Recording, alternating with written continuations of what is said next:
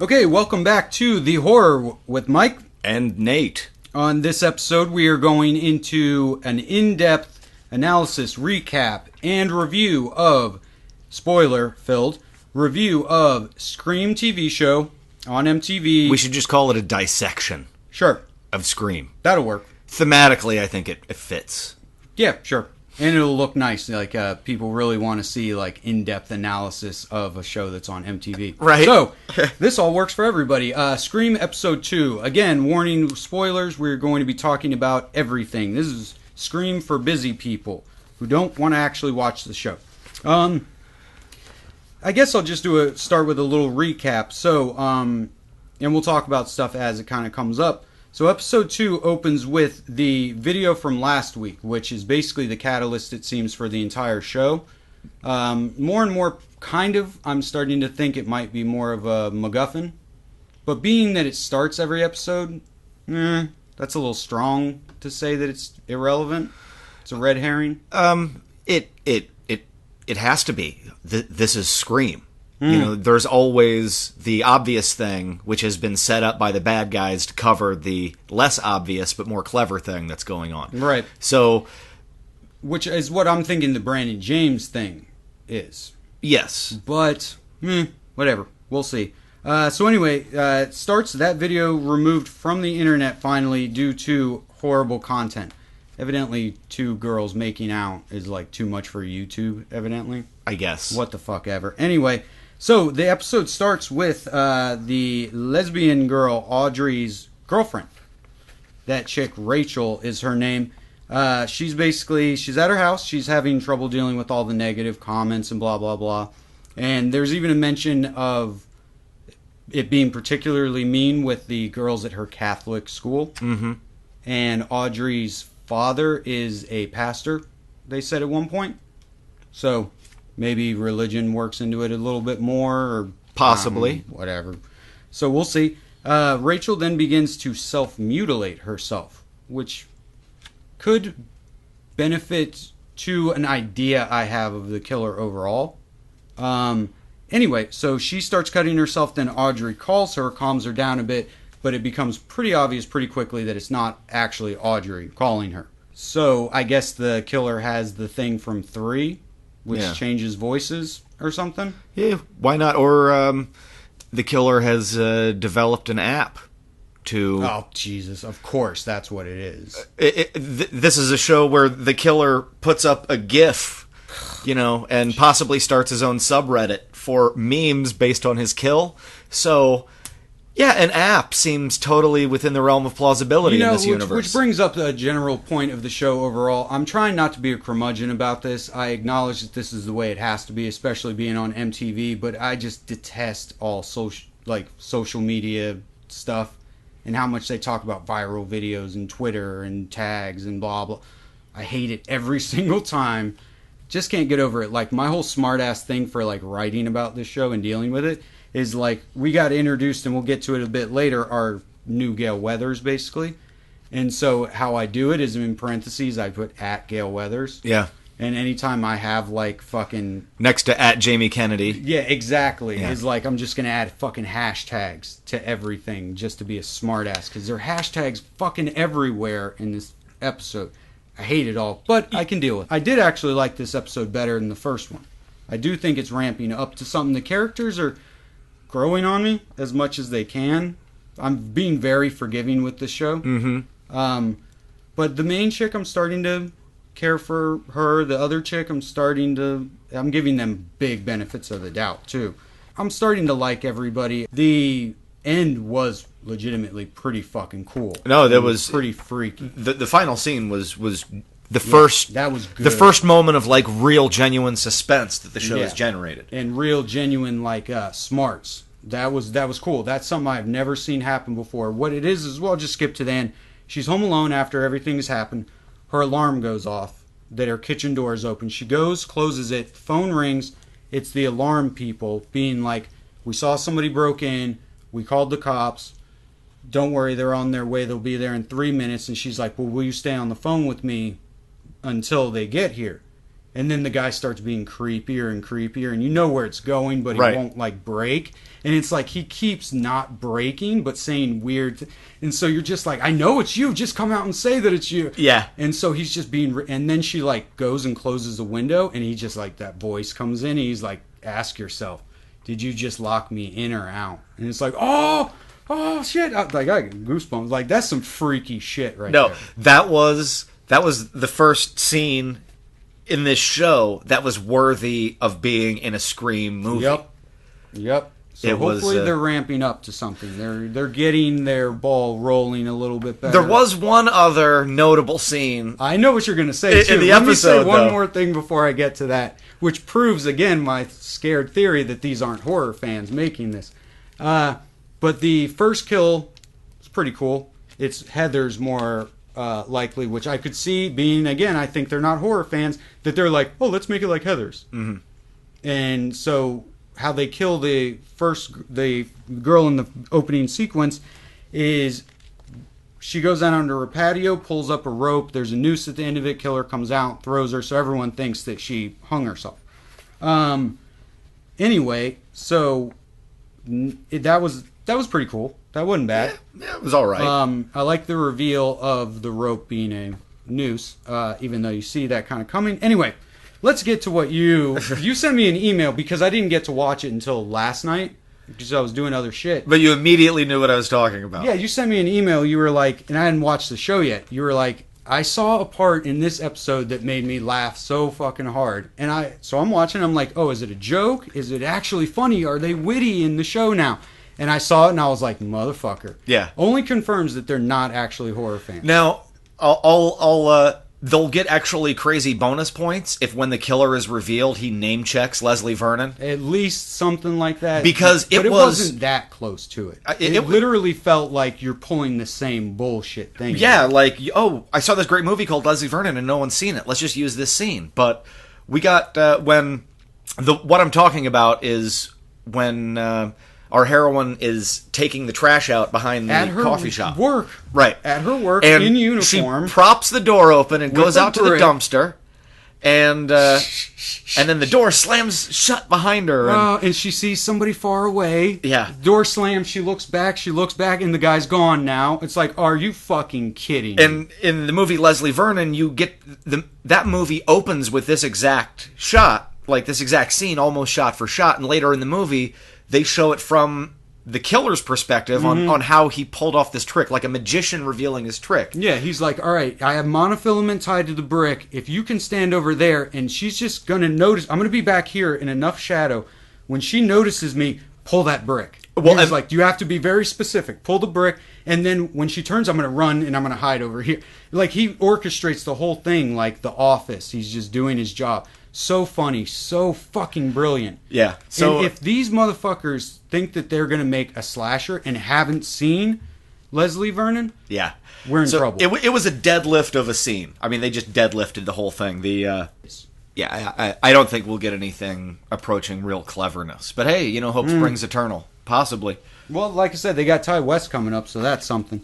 So let me see if there was anything else. Yeah, we got our Gail Weathers character who runs a podcast. There's really not much to say on her. No, not really. Very just whatever. Hi, I'm at Gail Weathers. I'm investigating. Yep. Brandon James, not much other than the fact that people talk about him. Yep. Not much was really revealed in that. Noah's getting laid, so that's pretty cool. That wasn't blood on his hands the last episode. It was fucking red spray paint by spelling douche wrong. Yeah. What the fuck? That was stupid. There's a lot of just bullshit. Love triangle crap. That's like, a lot who of fucking cares.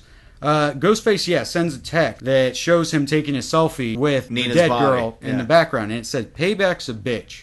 Which I will give, if they're not pulling slick shit, I hope, like, that's going to be a thing later when it's revealed that a girl's the killer.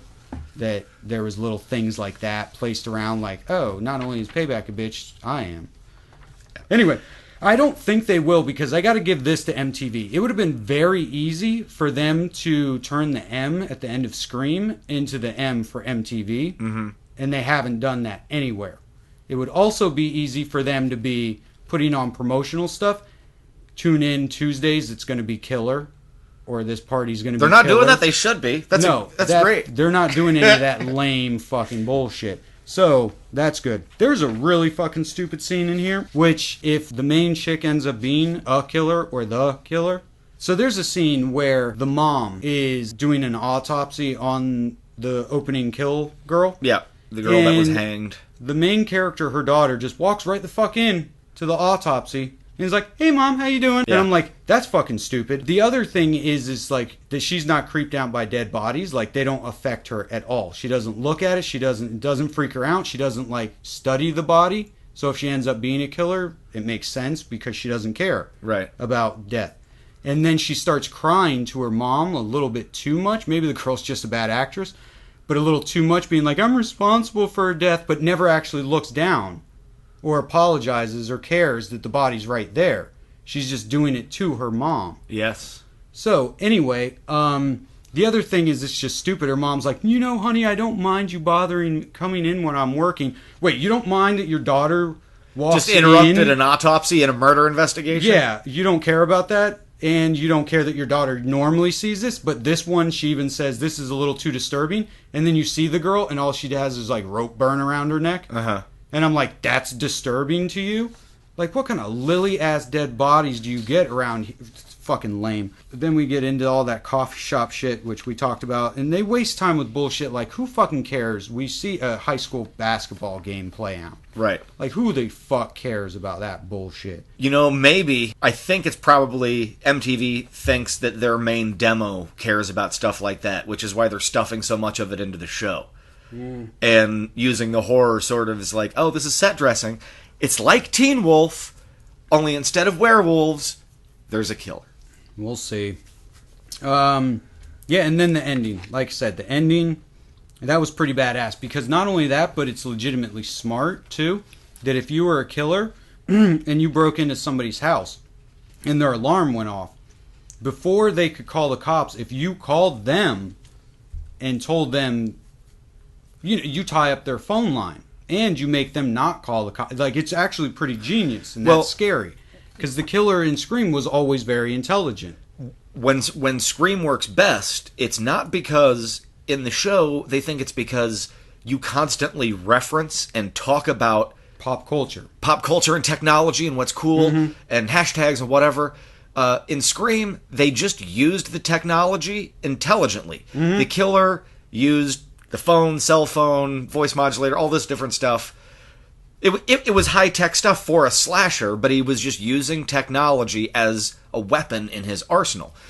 In the show, they're not really doing anything smart with the technology or the social media stuff. They're just talking about it. You know, it's just being referenced. Yeah, no, it's really lame. Like how they mentioned the new Terminator movie and Walking Dead. Like, they're not breaking down the rules. They don't even act like they know the rules or anything like that. Anyway, so the killer finally shows some intelligence. What I think was kind of cool is I went back and watched the first episode, is when the two girls are making out at the end of the episode, up on her whatever, where she eventually dies. The killer is shown watching them. And even goes, when he calls the girl outside, rocks that rocking chair that they were sitting in as you're hooking up with my girlfriend. Like, so whoever the killer is wants to be with the other chick. Right, makes sense. And so hangs her right where she saw the travesty thing happen. Again, linking so far, it's either going to be something lame like Nina comes back and Nina like is the killer overall because it's Bella Thorne, which is lame because it's like we've already established without literally establishing it. We haven't seen a gravesite that they haven't found her body, which is fucking stupid because you already so hopefully it's not that. Right. Anyway, because they haven't found her boyfriend's body. We saw his severed head. Right.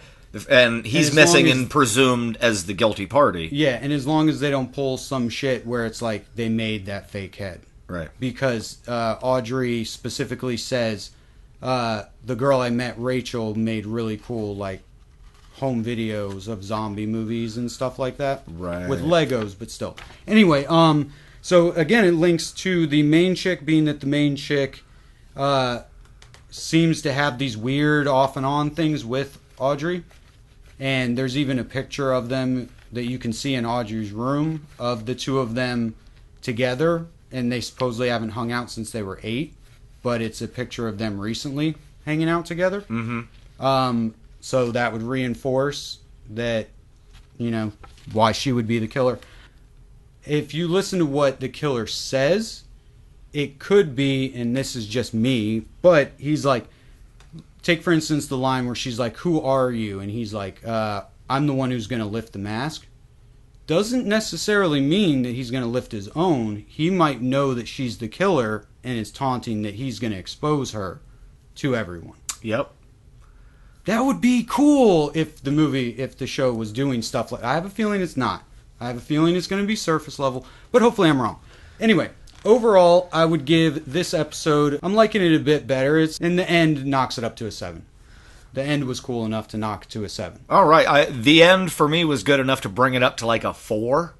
Really? From a 3, but your review of the first episode, I thought we agreed it was like a 5. It was just middle of the road. Yeah. I mean, I didn't feel this episode.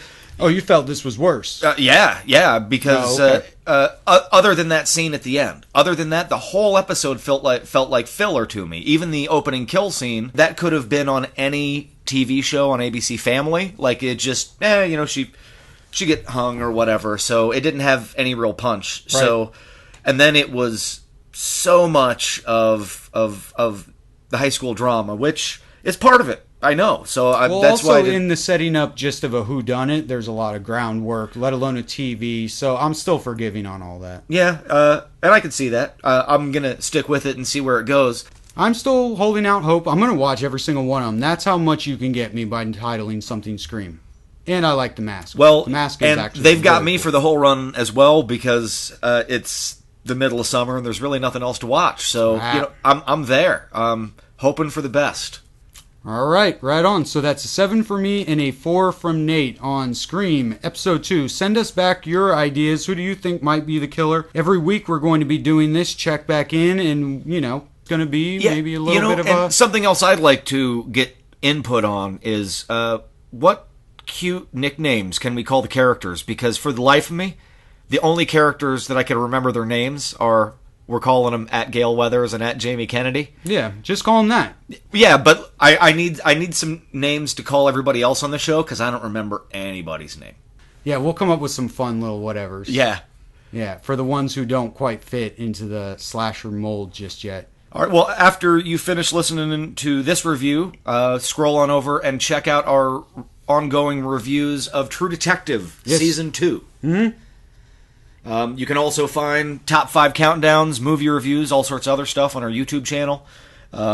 Look for us on Twitter and on Facebook at Fright Flicks with a CKS. My personal handle is at NateFlix. That's with an S. We are dying to get feedback for our next Scream dissection. Yep, and just a reminder, our Scream episodes will be up every Thursday night. Check back with us, and we'll see you later, guys.